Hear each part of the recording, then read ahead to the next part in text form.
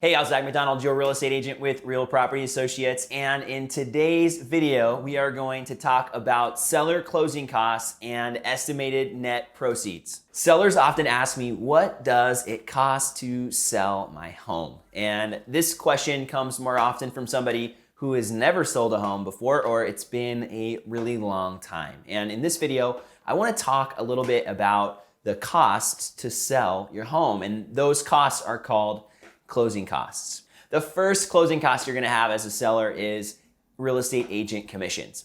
These commissions are going to be negotiated with your agent before listing the home. Now, typically these commissions are gonna be somewhere between 5 and 6% of the purchase price, depending on the agent you're working with and other factors. Now, the way the commissions are broken down, at least in Washington State, is you'll agree to pay the listing firm a commission, and then they will share a portion of that with the buyer's agent's firm. So typically, if it's a 6% commission, 3% traditionally is going to be shared with the buyer's agent firm, the agent that brought the buyer. Settlement costs are going to be the second cost you will have as a seller. The first part of those settlement costs are going to be your escrow fee, and this fee is going to pay the escrow company, who is going to be in charge of the money and the contract and the signing part of the transaction on the back end. And this fee is going to be split 50-50 typically between buyer and seller.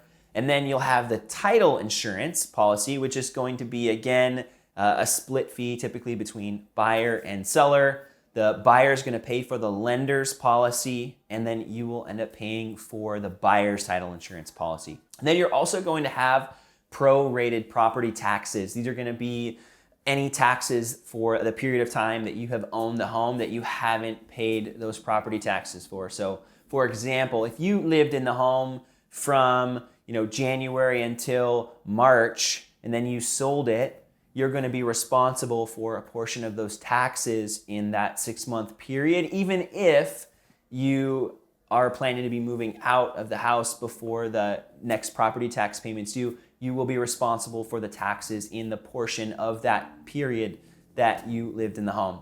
The last settlement cost that you'll have as a seller is going to be the excise tax. And this tax is a tax on the sale of your property, and it's going to be based on the sale price. I recently did a video on the changes to the excise tax rules in Washington, and I'll link up that video down below. I think you'll find it helpful if you want to get really educated and really far into the weeds of how that all works. But just know that you'll have an additional tax on the sale of the property as part of your settlement costs. The third closing cost you're going to have as a seller is your mortgage payoff.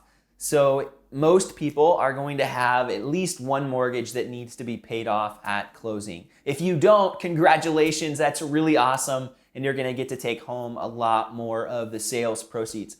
But if you're like most people, you're going to have at least one mortgage. The escrow company will facilitate the payoff of your loan prior to closing. Now, if you have other loans on the property, maybe you have a second mortgage or you have some kind of a home equity line of credit, a HELOC, those will also need to be paid off prior to closing. Additionally, sometimes there are other payoffs that are needed, and the most common would be something like a contractor lien. So I encountered this not too long ago with a client where the owner of the home had not paid for work that was done. And so that company had put a lien on the property, which is essentially a claim of ownership saying, hey, when this property sells, this debt needs to get paid off.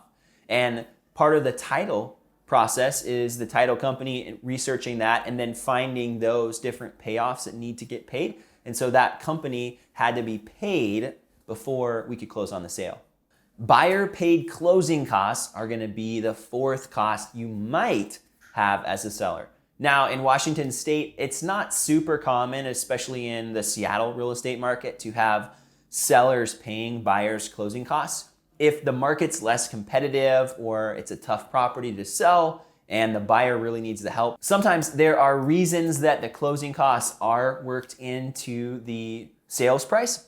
And there are different ways that can happen and different reasons that might happen. If you're interested in learning more about that, I have another video linked up down in the description where I go into a lot greater detail on how to negotiate those closing costs into a sale. It might be interesting if you're a seller and you're watching this video to see kind of what a buyer might be thinking as well. The fifth and final set of closing costs, or we'll call it a bucket of closing costs, is going to be just a junk drawer, a miscellaneous bunch of different costs that all add up a little bit. You're going to have, if you own a condo, you'll have HOA dues that might need to get paid off. You may have a special assessment that's been levied and you might or might not have agreed to pay all or a portion of that off prior to closing. You'll also have some document prep fees and some recording fees. Those are pretty minor. Those other two that we just talked about are going to be usually bigger. And then if you are offered a home warranty to the buyer, that might also be one of the costs. But overall, the big focus on this section is going to be, do you have a condo that has a special assessment or homeowner dues?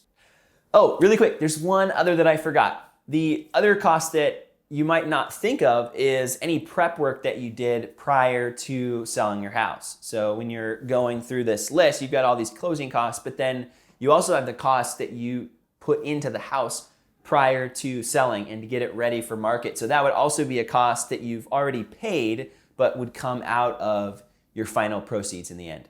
Now, the real reason that people ask about seller closing costs and are curious about seller closing costs is because they want to know how much money they're going to walk away with.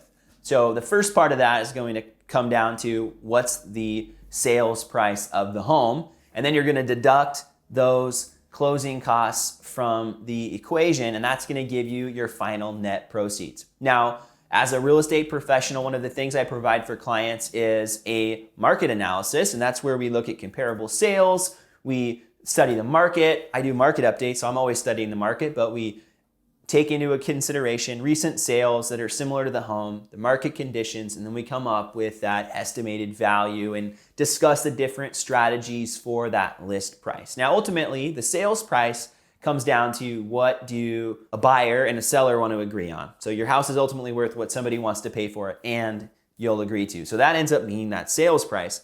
You deduct these closing costs from that equation and then you come up with the net proceeds. And so I also will prepare an estimated net proceeds worksheet prior to listing the house. So we'll do that market analysis first, and then we will base our estimated net proceeds off of our target list price and maybe even a couple other potential sales prices so that you can see what you will potentially be walking away with. Because as we know, that's the primary concern. What am I going to walk away with? I hope you found this video on seller closing costs and estimated net proceeds helpful for you. And if you would, please do me the favor and give this video a thumbs up. And if you know somebody that could benefit from this information, please consider sharing with them.